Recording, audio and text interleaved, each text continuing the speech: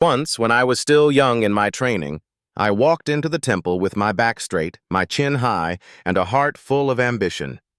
I thought enlightenment was a prize to be earned, something I could conquer like a mountain. I was wrong. There is a subtle danger that walks beside us each day, whispering in our ear. It tells us we are special above others. It urges us to prove our worth. It hides in our successes and even in our failures.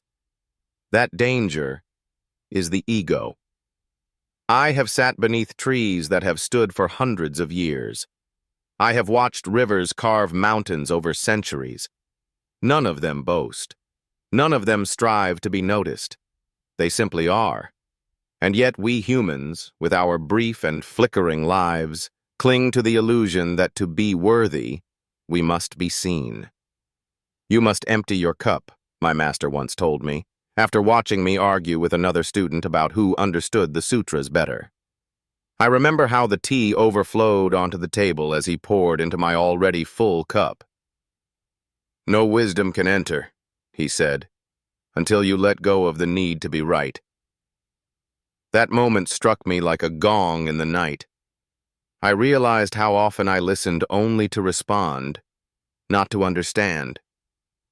How I clung to my thoughts like shields. The ego does not seek truth, it seeks victory.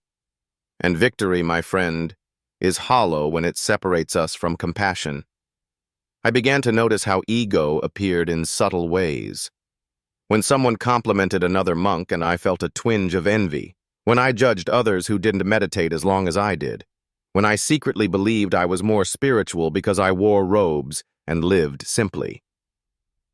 Humility is not thinking less of yourself. It is simply thinking of yourself less. We often confuse ego with confidence, but true confidence arises from knowing that you are part of something greater, not above it. Like the wave that knows it is the ocean. I once met a man who built temples. He had wealth, power, and was revered across many provinces. But when I looked into his eyes, I saw exhaustion. His mind was a battlefield forever fighting to protect his image. "What are you afraid of losing?" I asked him gently. He looked at me and whispered, "Everything." That is the burden of ego. It promises us control, but delivers fear. Because ego is fragile. It needs to be fed constantly with praise, recognition, comparison. It cannot survive silence. But the soul thrives in silence. There came a time in my own journey when I wandered into the mountains for solitude. No name, no titles, just breath and sky and the sound of my footsteps on stone. It was there, in the absence of status and striving, that I touched something eternal. I realized I am not the roles I play, not the thoughts I think, not the image others see. I am simply awareness. The monk you see before you is not free of ego. No one is. But I've learned to notice it like a passing cloud, to bow to it with gentleness, but not follow it. If someone insults me, I ask, is this truth or only sound? If someone praises me, I ask, does this change who I am in silence?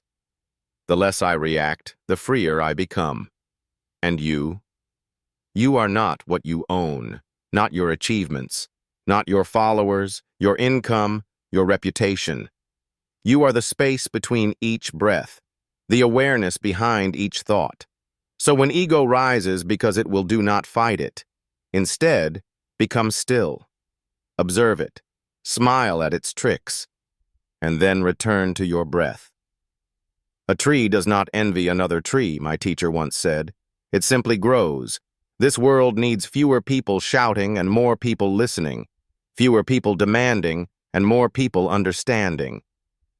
The greatest strength is not to dominate, but to remain gentle in a world that is often hard. Let your humility become your light. Let your silence speak louder than your pride. Let your presence be your offering to the world. And remember, you were never meant to win at life. You were meant to awaken in it. Thank you for sitting with me. May you walk your path with softness and meet your ego with compassion. Until we speak again, Peace be with you.